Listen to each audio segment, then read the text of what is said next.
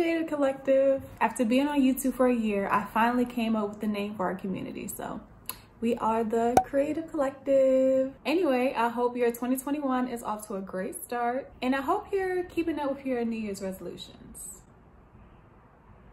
Oh, you're not? Sounds about right. Sounds about right. It's that time of the year where, you know, that energy kind of just goes away and we get less and less motivated, and it's still kind of cold out, so it's like you don't want to work out and you don't want to do this and you don't want to do that. You just want to order Uber Eats instead of cooking or instead of going to the grocery store. I understand. I've been there. I was you. It's like, why do we keep doing this to ourselves? Each year we say this is the year, and what, a couple weeks after January, going into February, I'll give you March tops, we just lose our way and go back to our old habits. Like, even when we make these lists year after year, who are we fooling? It's not God. It's not the universe. They already know the tea. They already know what we about to do. God looking down our resolutions list every year like, that's cap. You know why? Because we're not ready to level up yet. Luckily, I read a very transformative book recently called The Big Leap by Gay Hendricks. I thought I was supposed to be reading the book, but the book ended up reading me. This is probably one of the best books I could have read to start my year off, and here's why. Class is now in session. So I'm going to be looking down at my notes periodically. Along periodically time. He teaches you that you can be happy and successful. For some reason, a lot of people feel like you can't be both. And to tell you the truth, I was one of them. He says it's essential to keep the heart and soul elements of life, such as love and creativity, growing in balance as you go to higher levels of material success. It makes no sense to take your big leap into greater financial success in such a way that it destroys your relationships, your inner sense of self, and your connection to your inner wellspring of creativity. And if you know anything about me or my channel, I'm all for holistic wellness, so he hooked me immediately. And this was just the intro. Another thing is he calls out the ego. He calls out your ego specifically, which is rude, but necessary. Our egos and our fears truly hold us back from our greatness. He says, once you make a commitment to once you make a commitment to inhabiting your full potential, your ego is suddenly faced with extinction. It's been making excuses for you throughout your life. Unless you're lucky, your ego will probably not go quietly. It is a lifetime of employment history behind it. Child, that last line just as a lifetime of employment history behind it. You don't want another job. It's been here all your life for what? 18 years, 25 years, 35 years, 40, 50 years, however old you are. He ain't trying to call up EDD. He ain't trying to get that $300 extra. He's like, I got a good right here. Been eating off them for all of their life.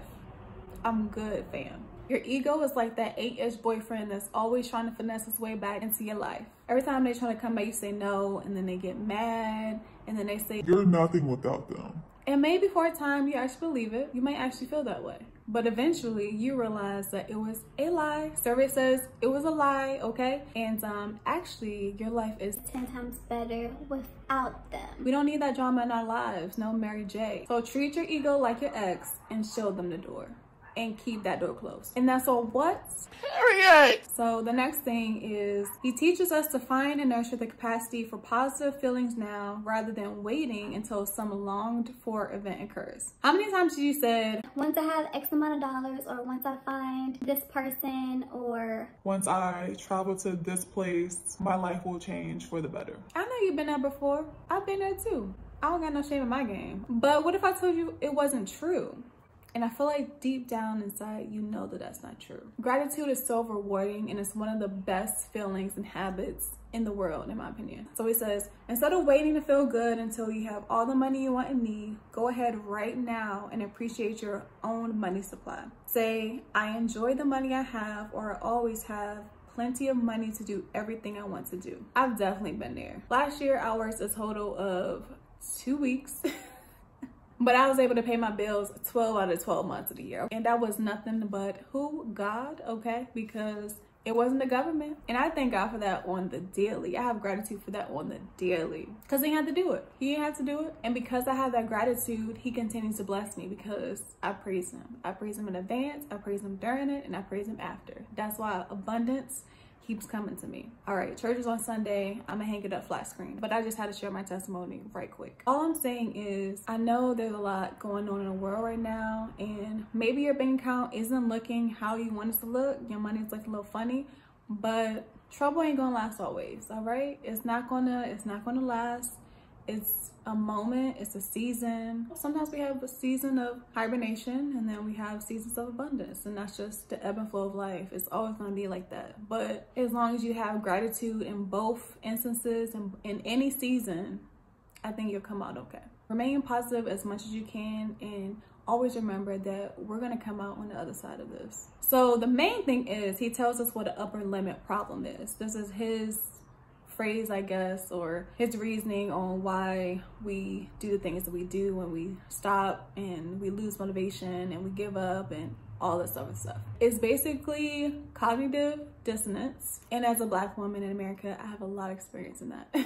So basically your imposter syndrome hijacks your mind whenever something good comes into your life, or something good is happening, or you're in a good flow, you're in a positive mindset flow. So once your imposter syndrome creeps up and talks that negative talk, either you go back to that low vibrational state of being that you were, you know, before you tried to level up, or you level up and let go of that old limiting belief, which allows you to stabilize at a new higher vibrational way of thinking. There's so much going on in the world that life just feels better when your brain doesn't match that. Like, it sucks living in two hells. And although we can't control what's going on in the world, we can control what's going on in our mind through our thinking and our self-talk patterns. Another thing is he breaks down our hidden barriers. There's 3 main barriers: feeling fundamentally flawed, disloyalty and abandonment, and believing that more success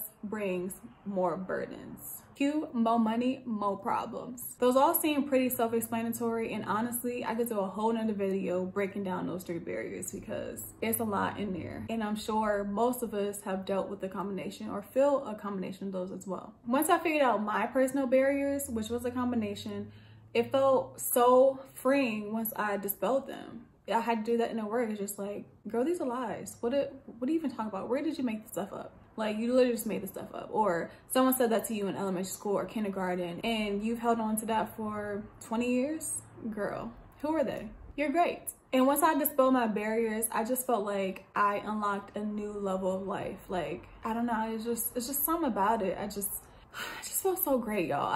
I want to give y'all the keys. Definitely get this book. So if you want to see a video where I break down these barriers more, go ahead and give this video a like, you know, a thumbs up, and say #HiddenBarriers in the comments, and I'll know that you want a video on those, breaking down those barriers more. And don't forget to subscribe to my channel and hit the notification bell. So anyway, this book has so many gems and I can't cover it all, but I talked about a huge chunk in this video. If you want to read it, and I highly recommend you do it, you can do it for free on your library app.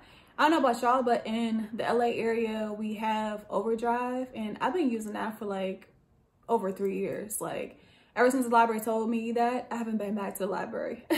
Like, I read so much on my phone. That's a part of my morning routine. If y'all want to see my productive morning routine, let me know, because I'm doing what the millionaires do, okay? Trying to level up in all areas of my life. And I read a lot. Like, I read like a couple of books a month. So I'm also thinking about starting a book club. So if you're interested, let me know that as well. The reason why I use the library app is because I like to test drive my books before I commit to them.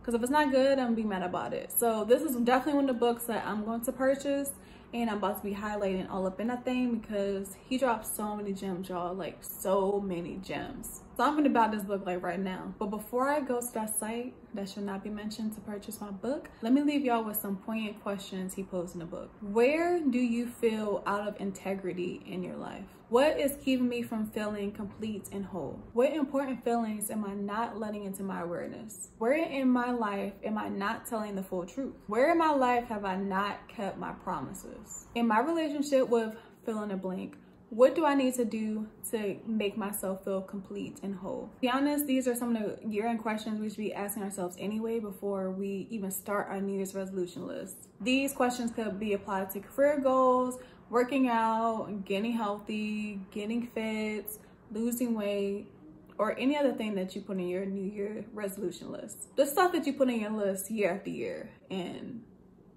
don't change throughout the year. So hopefully this video gives you some things to think about as you learn and unlearn and create a life of love, abundance, and creativity. So before I head out, I just wanted to share with you one of the phrases that I say every day, and one of the things I believe that permanently changed my life and my mindset for the better. I expand in abundance, love, and creativity every day as I inspire others to do the same. That's the mantra from the book. You can like freestyle it a little bit. I have a little freestyle to it, you know what I'm saying? Just use language that feels good to you, that resonates with you, as long as you have all of those elements in there. But yeah, I can't say enough good things about this book. Like, I highly recommend it to anyone who's really ready to level up, because he will read you.